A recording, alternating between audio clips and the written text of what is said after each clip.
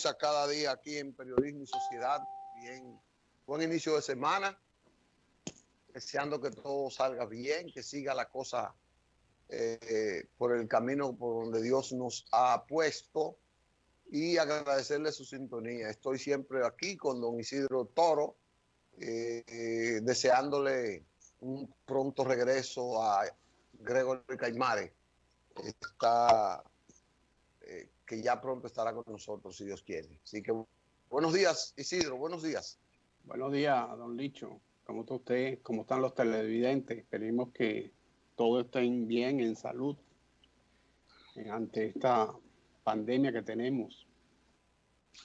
Muy buena, vamos a iniciar el programa de hoy, don Isidro, con buenas noticias, como siempre, haciendo un recorrido de lo que pasó el fin de semana en términos de las medidas y la cercanía de la toma de posesión de un nuevo gobierno, que va a ser un nuevo gobierno impactante, porque no solo porque viene un partido nuevo después de 20 años, un partido que tiene apenas 5 años de fundado. Creo que va a ser el partido más joven en obtener la presidencia de la República o el gobierno. Yo hablo quizá en los últimos 60, 70, 80 años del país. Y viene también un presidente con una visión distinta a lo que teníamos y que inclusive se ha montado en una forma novedosa, moderna de la comunicación, lo que implica pensar que el próximo gobierno tendrá una plataforma y una política de información a través de las redes como medio fundamental de su mecanismo de enseñarle a la población. Tendríamos que oír de eso, después analizar qué porcentaje de las redes pueden recibir de primera mano esa información, porque después el país la podrá recibir, pero ya elaborada, ya manipulada, en sentido de que ha sido elaborada por terceras y cuartas personas. En eso, yo pienso que habrá que analizar esta nueva modalidad en esa parte. Pero ayer, este fin de semana, el presidente electo hizo un anuncio extraordinario, muy esperado por la sociedad dominicana, que fue el de la inclusión. Él anunció que con los recursos que se van a ahorrar con las medidas de unificación y reducción de algunas instituciones, él obtendrá el dinero para que en apenas 3 meses, diciembre, 2 millones de personas hayan sido incluidos en el sistema de seguridad social, sobre todo con aquello del plan de salud, porque no creo que en el otro plan eso amerita más tiempo, porque el plan de pensiones implica un inventario mayor, una identificación de la sociedad en función de su producción, y habrá que hacer un trabajo mucho más profundo, amplio, y se llevará más tiempo. Pero el de salud, no, el de salud, que es una responsabilidad estatal, la inclusión, él ha anunciado que en diciembre habrá cobertura universal. O sea, habrá una inclusión universal. La cobertura podría ser otra cosa y de eso me gustaría que habláramos también.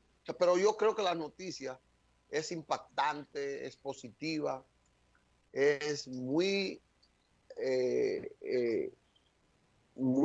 esperada por la sociedad dominicana. Y yo creo que va a ser también muy bien aceptada por todos los sectores.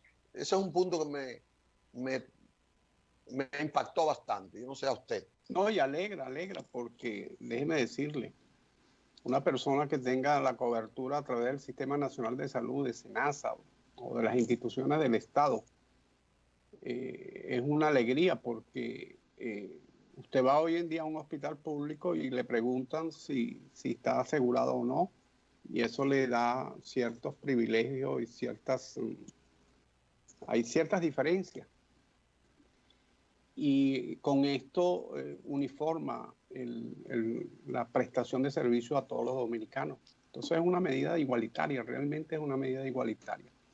Y como todos los procesos, tiene que ir el primer paso para avanzar hacia el segundo. En la misma medida en que el sistema se vaya desarrollando, en esa misma medida irán incorporando nuevas ventajas, nuevos beneficios y nuevos servicios que van a beneficiar a la población. La salud no es fácil, la salud es muy compleja, son esos sistemas de redes, de hospitales, de clínicas, de laboratorios, de ambulancia, de camilleros, de gente que limpia en los hospitales, que tienen que mantener esos hospitales limpios para evitar la contaminación. O sea, es un mundo realmente complicado, complejo. Por eso es que hay que darle tiempo al tiempo e ir paso a paso avanzando. Pretender incorporar en 3 meses a 2 millones de personas es un reto. Es un reto para que el sistema asimile a esas 2 millones de personas. No es inscribirlo y darle un carnet. Es como esas 2 millones de personas, que en un momento dado el 10% de esas 2 millones de personas asistan a un servicio médico, son 200.000 personas, lo que significa eso. Y la prueba la hemos visto con esta pandemia. En un momento dado se ha presentado centenares de casos, miles de casos, y el servicio de salud se ha visto comprometido. Así que es plausible, hay que aplaudirla, hay que darle tiempo, hay que tener paciencia. Quizás al principio salgan algunos ruidos y algunos asumirán que eso ya no funciona por política o por hacer oposición. Y lo que hay que entender es que el servicio de salud es un servicio del Estado, no de un gobierno, del Estado dominicano. Y que es un servicio complejo que hay que darle su pausa, hay que darle su tiempo, hay que darle su paciencia. Pero lo importante es que el norte, hacia dónde se dirige, es de carácter social, es igualitario, es inclusivo, como usted dijo al principio. No, yo creo que es una gran noticia. Como hay otra gran noticia, la de Roberto Fulcar, con el nuevo contrato social por la educación. No sé si usted va a hablar algo de eso. Sí, tenemos que hablar de eso, pero me gustaría terminar el de la seguridad social, porque a mí me aspira el tener que decir esto con esta noticia del presidente electo y todo lo que usted ha descrito, la necesidad material para llevar a la práctica ese postulado, pero como está la voluntad política del presidente y como está la plataforma en términos de la ley, porque la ley lo llama, lo establece. Me gustaría que después que esté eso, entonces se resuelve el problema de la cobertura. Se resuelve el problema de que esa inclusión no sea solo de papel, porque ahora hay un porcentaje alto, quizás el 60%, no sé, tendré que hablar vamos a traer esta semana a un especialista que nos hable de la cobertura de la ley de seguridad social en términos de salud.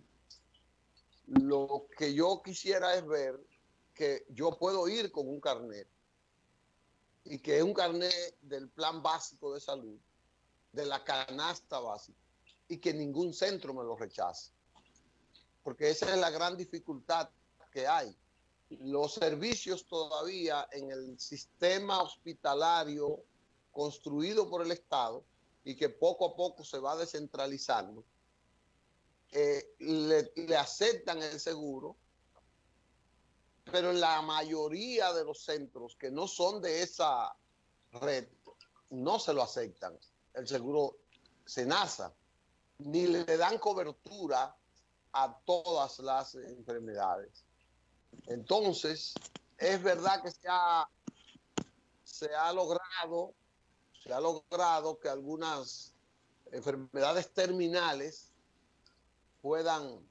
hayan sido incluidos, pero yo aspiro a que esa universalidad implique que todas las enfermedades sean cubiertas y a todos los sectores sociales les sean cubiertos. Que no sea que yo tenga un carnet, como pasa ahora con muchos casos, y yo no pueda ir con ese carnet a todos los centros que tenga que ir. Si me llevan de emergencia a un centro... A clínicas privadas, dice usted. No lo aceptan. No lo aceptan. Lo que sucede es que es un tema de apalancamiento financiero, ¿no?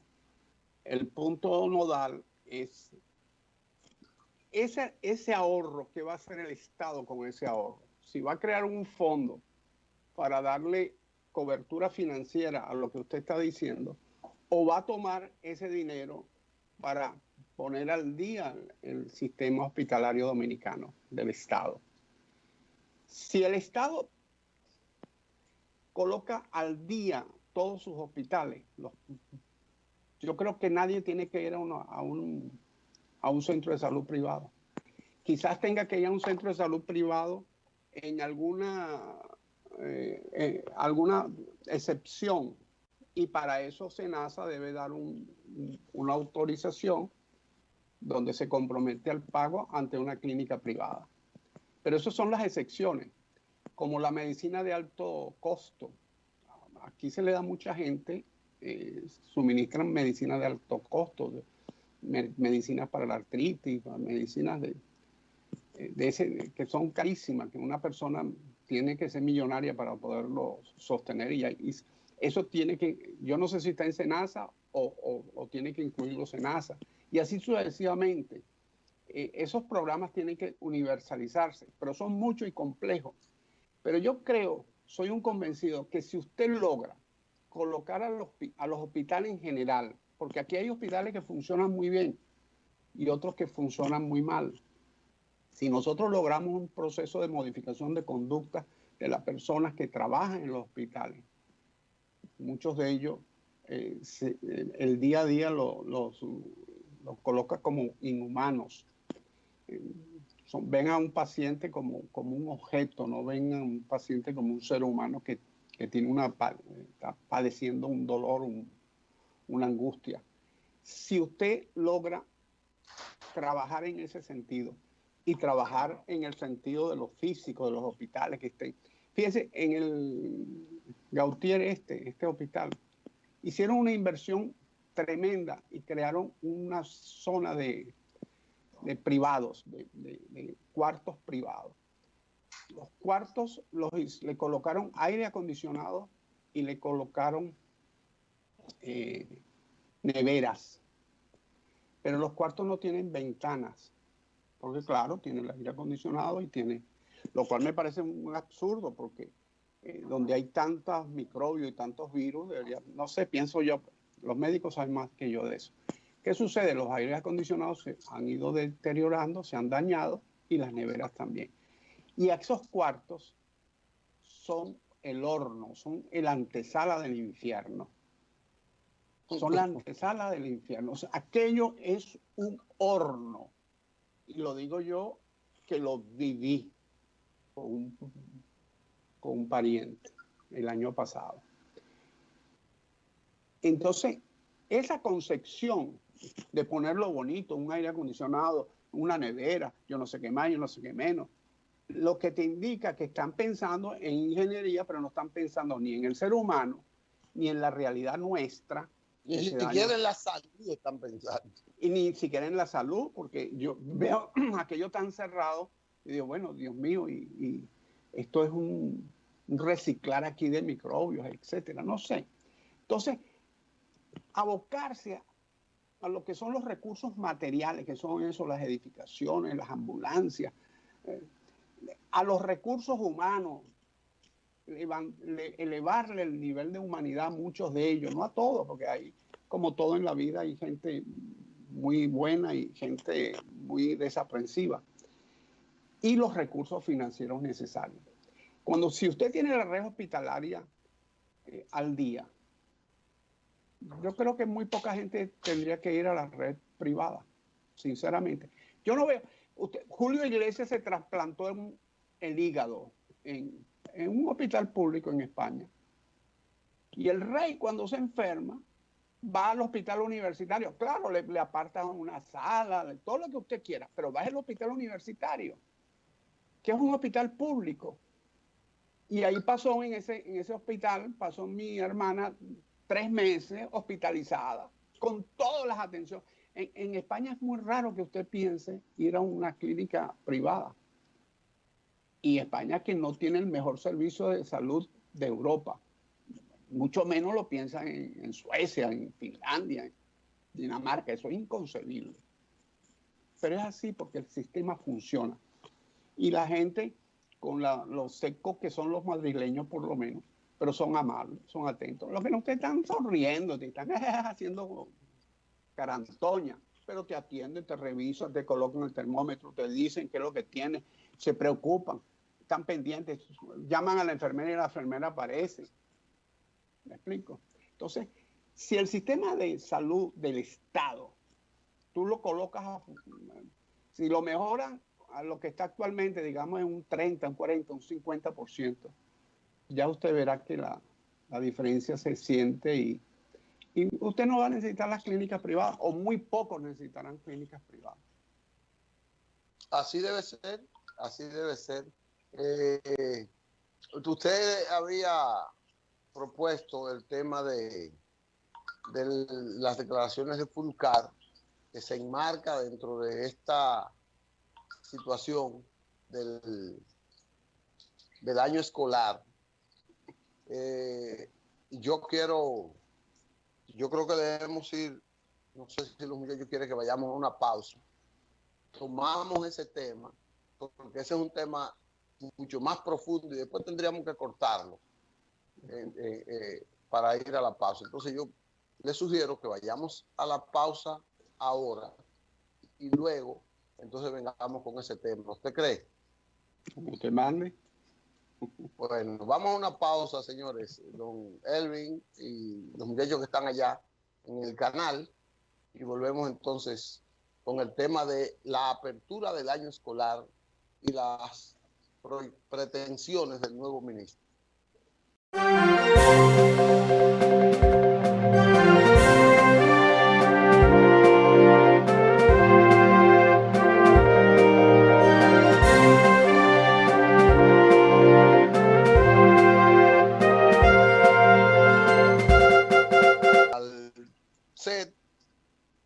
Con masón o sin masón, hablar de educación. El ministro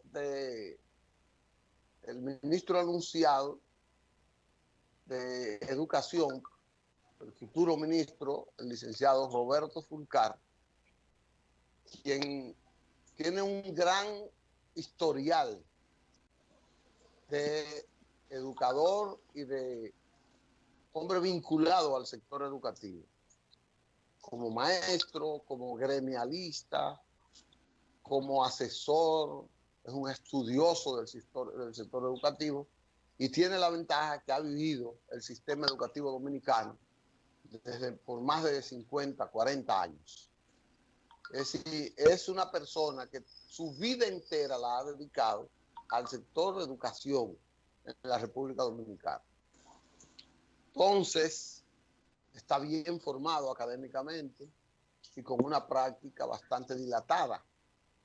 Entonces, él ha tenido que recibir un sistema educativo con problemas en términos estructurales y asociado a una situación especial como es este COVID. Inteligentemente, asumo yo, él decidió visitar a los sectores involucrados en la planificación, la gerencia y en brindar el servicio de educación al país. Y escuchó todos los sectores.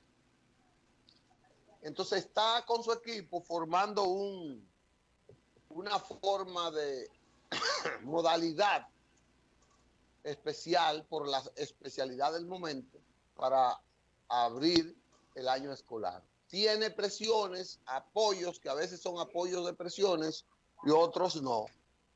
Entonces, él ha dicho que es necesario la formulación de un nuevo pacto de la sociedad con educación. Me recuerda eso. El primer pacto de la educación dominicana se hizo en primer pacto de Estado, 1992, se firmó, que yo tenga más recuerdo, se firmó el plan decenal. Aquí vino un técnico, fue traído, costarricense, llamado Lorenzo Guadamuz.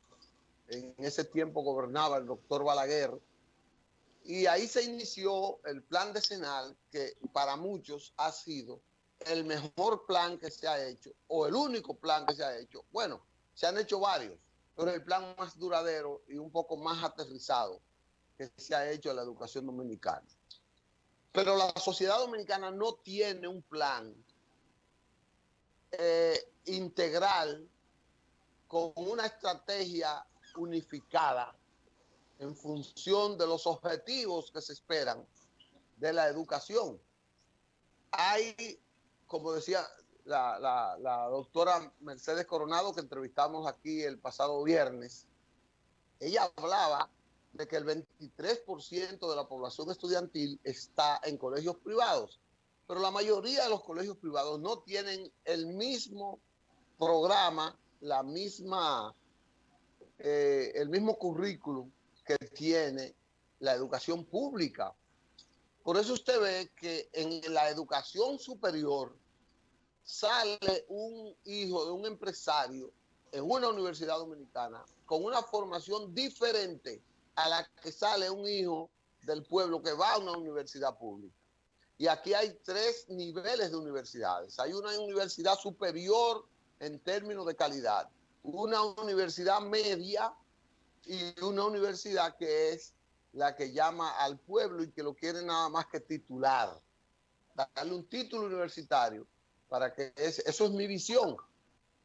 Entonces hay una universidad de costo mediano que la tiene también el sector privado, que saca los muchachos con un título, con un nivel de aprendizaje mínimo y le sale a un costo menor que el que sale de esas universidades de alto renombre, con un alto nivel educativo, inclusive con acuerdos con universidades norteamericanas, españolas, europeas y ahora entendido que algunos japonesas.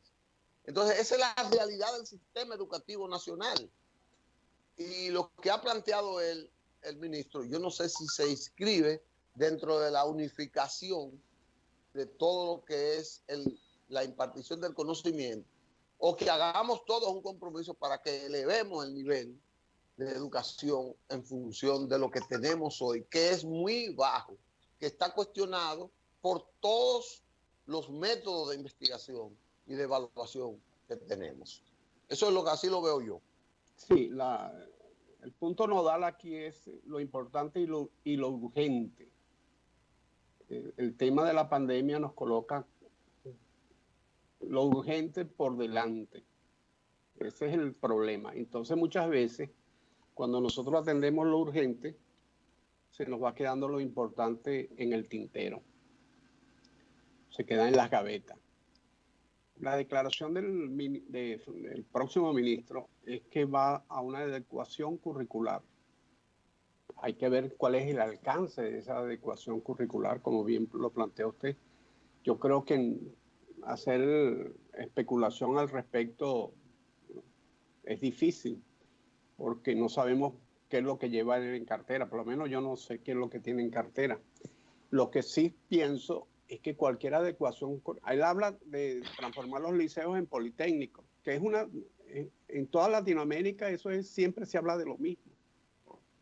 En Venezuela hablaban de lo mismo, transformar los liceos, e inclusive hubo un programa en que los liceos enseñaban plomería, enseñaban electricidad, enseñaban ciertas cosas básicas para que los muchachos tuviesen algún conocimiento. No eran politécnicos como tal, pero sí le daban algunas nociones a las muchachas, secretaría, secretariado y cosas de esas. Y ahora con la computación, bueno, reparten laptops como si fueran, qué sé yo, como si fueran panes, como si fueran panes. Lo importante para mi forma de ver es sí una educación para el trabajo, pero también una educación para la ciudadanía. Fíjense lo que estamos hablando de los hospitales. El carácter humano del recurso humano que está en los hospitales. No solamente médicos, enfermeras, sino el camillero, el que limpia, el que maneja la ambulancia. Todo ese complejo recurso humano tiene que tener una formación humanística. Y la mejor formación humanística la tienes tú en la escuela y en la familia. Pero en una sociedad donde hay un grueso número de familias que están desarticuladas, es la escuela la que tiene que hacer un esfuerzo de sustituir a la familia en el proceso de interiorizar valores en los niños.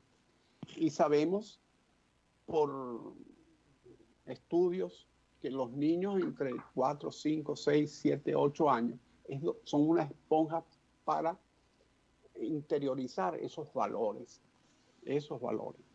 Entonces, el currículum debe sí estar orientado hacia preparar al muchacho para el trabajo, bien sea trabajo técnico, bien sea trabajo en empresas de servicio, informática, etcétera, pero también en valores. Es una sugerencia. Yo me imagino que la experticia que tiene el profesor Fulcar, como usted dice, en 40 años, 50 años de actividad, no solamente educativa, sino política, que además es un dirigente popular, no es un dirigente de cafetín, no es un dirigente teórico, de esos que están elaborando teorías políticas, sino ha sido un dirigente de brega diaria, constante, en zonas populares, en zonas clases medias, ligándose o relacionándose con profesores universitarios y con alumnos de todos los estratos sociales, profesores de todos los estratos sociales y alumnos de todos los estratos sociales. Tienen la experiencia para comprender que si desea realmente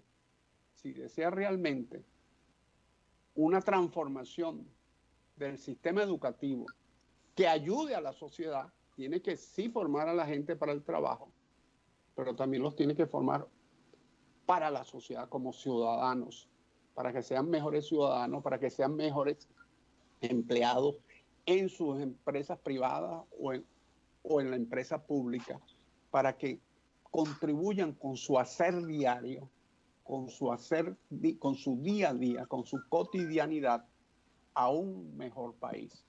Y eso solamente se logra con la educación y no se logra de la noche a la mañana, porque eso no es un switch que usted le da y prende una luz o la apaga, sino es un proceso de años. Es un proceso de años. Así que vamos a ver qué es lo que trae el señor ministro. Usted dijo ahorita una cosa importante que está adoleciendo el sistema actualmente. El sistema y esta buena voluntad de convertir los politécnicos, los liceos en politécnicos. Hace unos 4 años, no sé cuándo, ni qué ministro lo hizo, comenzaron a cumplir la resolución que daba de que los politécnicos fueran nada más politécnicos, porque por necesidad, por la amplia población, la alta población de estudiantes sin escuela, sin acceso, y que recuérdese que aquí para entrar a la educación pública había que esperar tener 7 años. Hasta no hace mucho, 20 años, para usted poder ingresar, ser inscrito en una escuela, usted necesitaba 7 años. Ya usted había superado la mejor etapa de aprendizaje. Es verdad. Entonces, eso hizo que nosotros nos retrasáramos siglos en lograr desarrollar toda una niñez que pudimos haber ido madurando temprano. Se inventó entonces los liceos de reforma, que son a los que hoy podemos llamar los politécnicos, pero por la ausencia de aulas no se le dio cupo a todo lo que era la reforma, que eran 50 en todo el país. Debió haber cientos, pero se construyeron, creo que eran 50 en todo el país. Entonces, eso retrasó la entrada en vigencia de la conversión o la aplicación de la resolución que llevaba a los politécnicos. Entonces se hacía un politécnico por área. Yo recuerdo que en lo que hoy es la circunscripción 3 que yo conozco, habían 3 politécnicos, 3, al final de los 80. Creo que eran 3. Bueno, estaba el San Luis Gonzaga en la Máximo Gómez, el Politécnico Santa Ana y un politécnico en el Simón Bolívar, Nuestra Señora del Carmen, que lo regaló el gobierno de Venezuela en ese tiempo, que fue que donó todos los recursos para ese politécnico. Entonces, ¿qué resulta? Ahora están cometiendo, yo pienso que un error, porque esos politécnicos que no habían entrado en vigencia recibían la educación, recibían a los niños para la educación básica. Ahora, esos politécnicos y esas escuelas superiores no reciben a los niños de educación básica, y ahora resulta que no hay educación, no hay aulas, para decenas de miles de niños que tienen que entrar a la educación inicial y a la educación básica. Es el grito de que usted no se imagina que no hay aula para inscribir. Y, por ejemplo, esos politécnicos que dirigen las monjas, que antes recibían a los niños y tenían cursos de primaria, de secundaria, ahora no, ya no tienen de primaria y ya los niños no se sabe dónde van. Entonces, ese es un problema grave que tiene que resolver primero el sistema educativo, porque usted no puede garantizarle a un adolescente ir a la educación técnica que realmente hay que brindársela, pero dejando por él a 10 niños fuera por cada estudiante de secundaria, niños de básica y de inicial, sobre todo de inicial, que ya entró en vigencia la modalidad de que usted va a llevar a su niño apenas con 2 o 3 años a la escuela pública o a la escuela inicial. Ese es un problema que no lo he visto cómo va a pasar y cómo se está resolviendo eso. De nada tenemos politécnicos si no tenemos buenos estudiantes en el nivel inicial. Si no los estudiantes no van con una base esencial, mínima, con una base de fortaleza en términos de los conocimientos básicos de la educación, de matemáticas, de lengua española, de comportamiento, hasta de historia, de natural, de todos esos conocimientos generales que solo se adquieren en los primeros 7 años. O 8 o 10 años. Y de ciudadanía, entonces, eso, moral y luces. Entonces eso no lo puede tocar un muchacho ya de 16 años que está en un politécnico. Entonces va a crearse ese cisma, ese vacío, y yo no sé cómo se debe ser. Yo pienso que el nivel curricular implica eso.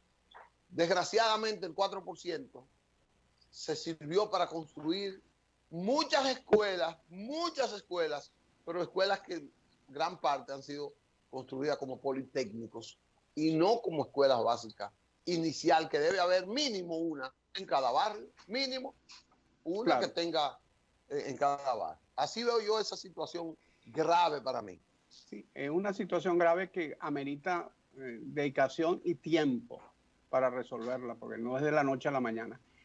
Y el tiempo esperemos que no se postergue para atender lo urgente que es la pandemia y el inicio de clase y todas estas cosas que trae como consecuencia este estado de excepción que vivimos.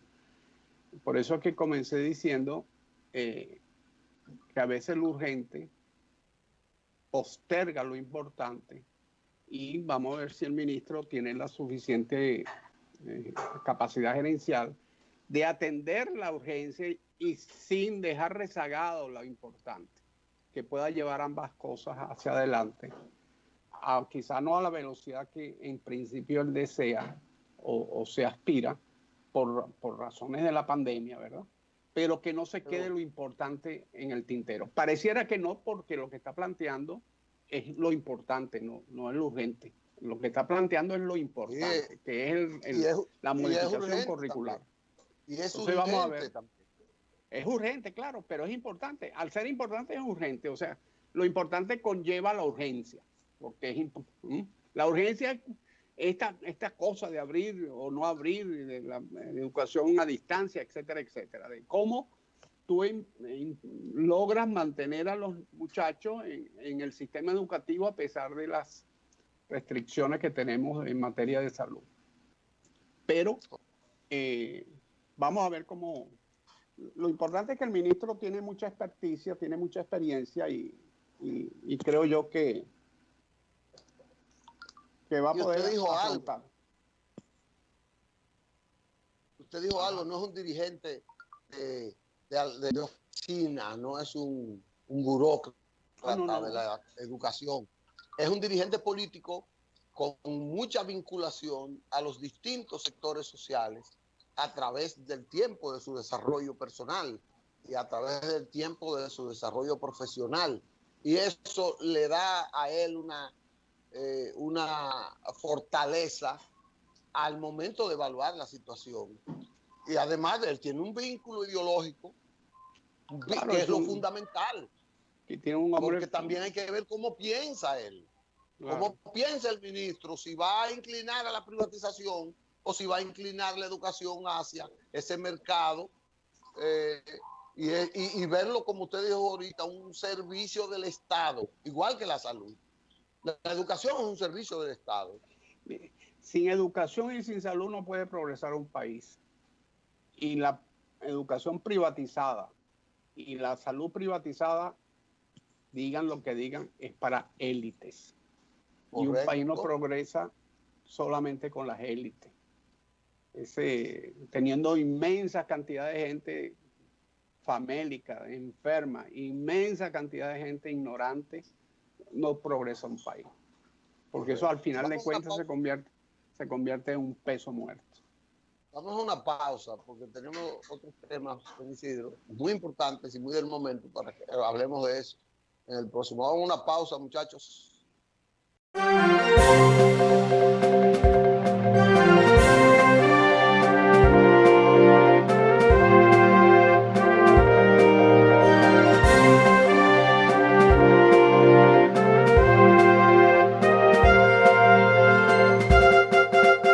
Esperando aquí por una vía la información.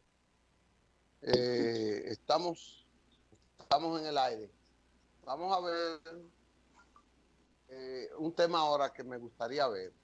El toque de queda ampliado hasta el 25 de agosto fueron ampliadas las medidas de emergencia, de cuarentena. Y en estos días se han apresado más de 1,000, los últimos 3 días, más de 1,000 dominicanos en esa parte. Los muchachos tienen un video que me enviaron anoche de un espectáculo deprimente y espeluznante de la juventud en esto. Vamos a ver, muchachos, si ustedes lo ponen y nos dicen para eso. Vamos a ver el video de los jóvenes disfrutando.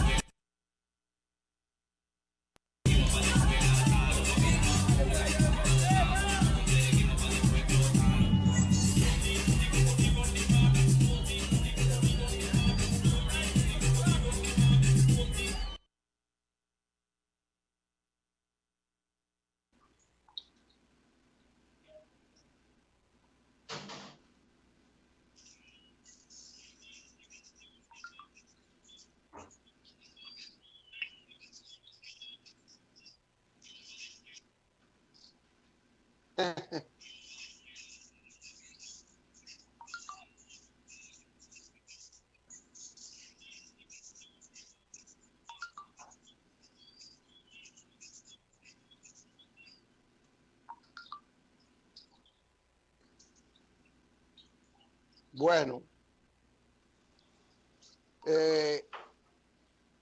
usted vio esa situación.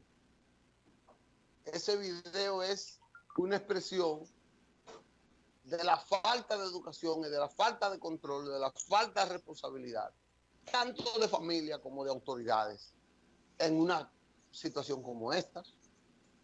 Porque por eso es necesario la autoridad comunitaria. Sí. Porque eso no puede ocurrir donde hay una conciencia y una autoridad ciudadana en la comunidad, en esa parte. Ahí se está fumando juca, me imagino que droga, en adolescentes, en niños de 13, 14, ahí hay niñas de 15 años, en esa jerga que hay. Usted se imagina cómo podemos nosotros parar eso. No hay manera. Sí, la única vía es una primera vía de contención es, sí, crear la policía comunitaria, darle fortaleza a esa policía comunitaria, hacerla verdaderamente policía comunitaria, no con el nombre comunitario y un organismo de represión, sino que tendrá que aplicar en su momento dado su represión, pero también tiene que tener los canales de comunicación pertinentes propios. Pero volvemos al tema de la educación. El tema de la educación a mediano y largo plazo es la educación, eso es lo fundamental. Mientras nosotros no abordemos la educación con seriedad, con propiedad, el resto son paños calientes. Un comandante de policía viene con una gran dedicación, tiene 4, 5, 10 agentes allí que más o menos los lleva y baja los niveles de conflictividad en una comunidad, baja los niveles de delincuencia. Viene otro comandante, no con esa preparación o con esa vocación o con esa decisión, vuelven a subir. Viene uno muy honesto, baja el tema. Viene uno menos honesto, sube los índices.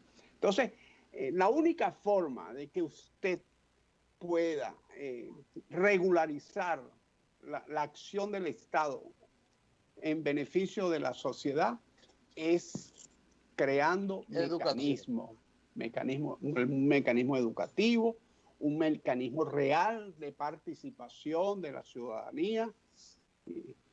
Cuando se habla de democracia participativa, la gente siempre se va a los referéndums, para quitar un presidente por la vía de un referéndum, un funcionario público, no. Es mecanismo, eso también es importante, ojo, pero es mecanismo de participación en la cotidianidad de la ciudadanía, en esa cotidianidad. Y ahí los municipios tienen un papel que jugar de primer orden. Usted habló de la policía. Usted habló de la policía y tenemos una imagen de una policía que todavía requiere de otras cosas. Vamos a ponerlo, muchachos, mientras hablamos de eso. Es un policía, una patrulla policial en un cuartel, dándole latigazos a un ciudadano a plena luz del día, salió en plena calle. Salió en la prensa, como eso no puede ser. Como si esto fuera una selva, como si esto fuera todavía Trujillo. Bueno, esto es una cosa, y usted dijo de un jefe de la policía que ha logrado, yo le doy una placa. al actual jefe de la policía. Él no puede cambiar esa estructura. Y ahí es que yo también veo en que la gran mesura de investigación que tiene que demostrar el próximo presidente al escoger al próximo jefe de la policía, sí, al próximo director. El punto nodal es que el presidente tiene que escoger funcionarios que puedan sortear con buen pulso las situaciones que se viven. Pero eso es sortear, es llevar el barco en medio de la tormenta. Pero lo que se requiere es una profunda reforma que lleve a crear los mecanismos de empoderamiento de la sociedad, pero no de la sociedad que tiene acceso a los medios de comunicación o que tiene una máquina que dispara 10.000 Twitter por minuto, no, a la sociedad real, a las comunidades, a los vecinos, a los municipios, empoderarlo para que se ejerza realmente una acción del Estado sana, ordenada, coordinada, beneficiosa en las prácticas de cotidianidad, en las acciones de cotidianidad, en el día a día, en lo consuetudinario, en el día a día del ciudadano. Porque el ciudadano sale de su casa y cae en un hueco, tiene un árbol que está a punto de caerse, un cable que se está cayendo, un policía que hace esto, va al hospital y encontramos lo otro. El niño en la educación, vemos las falencias, las carencias. Entonces, esa es la cotidianidad, ese es el día a día. Y transformar ese día a día requiere de una acción conjunta de mucha gente. Y la única forma de que esa acción conjunta adelante no es por la voluntad de un funcionario, sino por el mandato de una estructura legal que convoque a la participación y dé las herramientas de esa participación.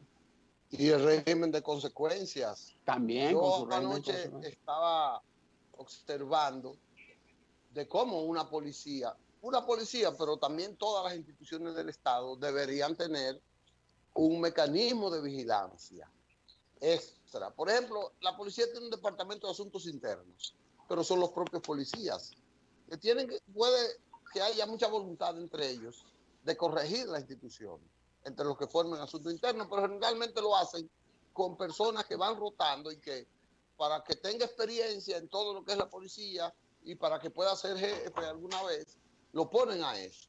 Y a veces ponen en su asunto interno el que tiene problemas y quiere que se busque más problemas con los miembros de la policía. No, que haya una vigilancia, una policía que evalúe, una comisión que evalúe a lo externo de la propia policía el comportamiento y las violaciones que le sean sometidas o las que la ciudadanía le pueda someter a esos policías. Es decir, haya alguien que pueda juzgar a los policías fuera de la policía, que es lo más importante. Sí, no es fácil, es complicado, pero es así. Es así. Dice que se nos acabó el tiempo. Sí, también, eso es complicado también. También, pero no es culpa suya, ni es culpa mía. Nos es vemos mañana, si Dios quiere. Le tendremos otros temas de mucho interés, con mayor profundidad, que llevarles a ustedes. Muchas gracias, señores. Gracias. Muchas felicidades. Don Isidro, nos veremos.